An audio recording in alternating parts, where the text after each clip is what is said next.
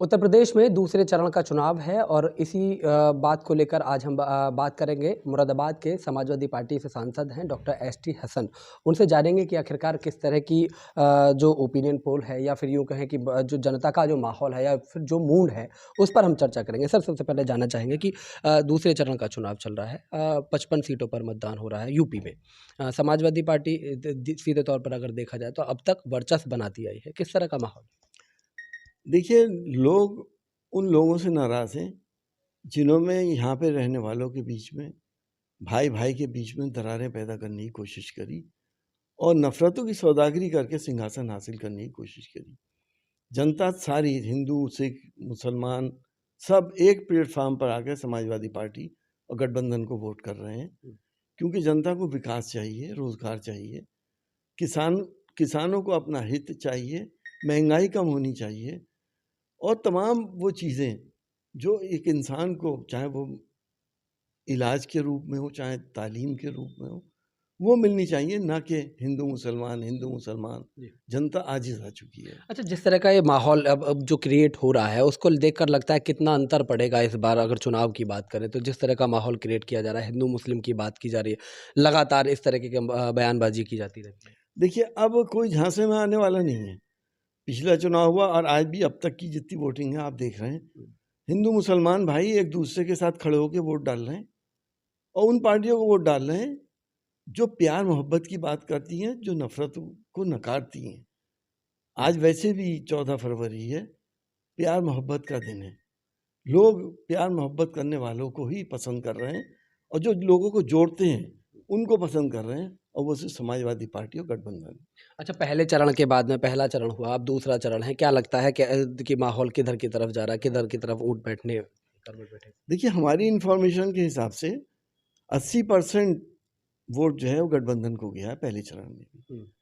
और इस वाले चरण में हमें उम्मीद है 90% वोट गठबंधन को जा रहा है। हुँ। क्लियर स्वीप हो रही है गठबंधन की और हमें ऊपर वाले से पूरी उम्मीद है कि इस बार बड़ा बदलाव होगा।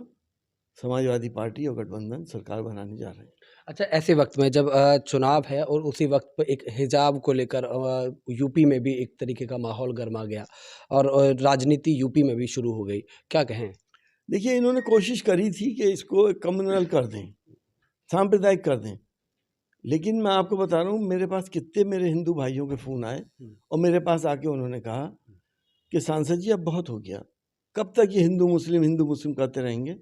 1000 साल से बच्चे हिजाब पहन रहे हैं, लेडीज़ पहन रही हैं, कोई घूंघट काढ़ रहा है, कोई माथे पे तिलक लगा रहा है, कोई कड़ा पहन रहा है, कोई भगवा कपड़े पहन रहा है और कुछ लोग बगैर कपड़ों के भी हैं। ये हमारा मौलिक अधिकार हैं, कॉन्स्टिट्यूशन ने दिए हैं। एक किसी इंस्टीट्यूशन के अपने रूल्स रेगुलेशन इंसान के मौलिक अधिकार और कानून से ऊपर नहीं है। ऐसे वक़्त में उत्तराखंड में भी एक तरीके का ड्रेस कोड तैयार हो गया, उन्होंने भी ऐलान कर दिया। लेकिन वो हमें उम्मीद है हमारी अदालतों से ख़त्म कर दिया जाएगा, कानून के खिलाफ। अच्छा, एक सवाल, मुख्यमंत्री योगी आदित्यनाथ ने कहा है कि आज़म खान नहीं चाहते, सॉरी, अखिलेश यादव नहीं चाहते कि आज़म खान वापस जेल से बाहर आएँ। जी। आप कैसी बात कर रहे हैं? हुँ। जेल में डलवाने वाले ये कह रहे हैं कि अखिलेश जी ने डलवा दिया क्या? हुँ। जेल में डालने वाले कौन हैं? बाहर लाने वाले कौन? ये तो देखो तुम, सियासत इतनी निम्न स्तर पे आ गई। हुँ। चीफ मिनिस्टर होता है, बिल्कुल। उसका वो सबका होता है, वो किसी पर्टिकुलर कम्युनिटी का नहीं होता, हुँ। किसी पर्टिकुलर रिलीजन का नहीं होता। बिल्कुल। अखिलेश यादव जी खुद ये इस बात को कहते हैं और मेरे सामने भी कहा है हुँ। कि मेरे पिता तुल्य हैं वो। हुँ।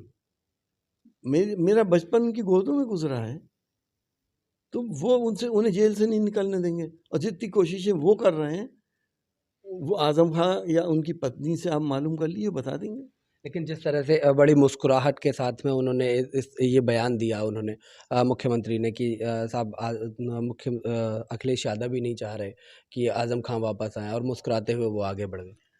देखिए, ऐसा है, उन्होंने जो हरकतें, जो काम करे हैं, जिस तरह से उनको जेल में डाला है और आज़म खां के साथ जो हमदर्दी पूरे उत्तर प्रदेश में वो देख रहे हैं, तो वो ठीकरा समाजवादी पार्टी पे फोड़ना चाह रहे हैं। कि शायद कुछ वोट बट के आज़म खां के जो आशिक हैं, जो उनको अपना आइडियल मानते हैं, शायद वो समाजवादी से हट के हमें मिल जाए। ये सपने उनके पूरे नहीं होंगे। तो ये थे हमारे साथ में डॉक्टर एस टी हसन साहब, जिन्होंने हमारे सवालों के जवाब दिए हैं। और अब देखना ये होगा कि आखिरकार किस करवट ऊँट बैठेगा, अभी देखने वाली बात होगी। अपने सहयोगी के साथ मैं अंकित चौहान, समाचार प्लस, मुरादाबाद।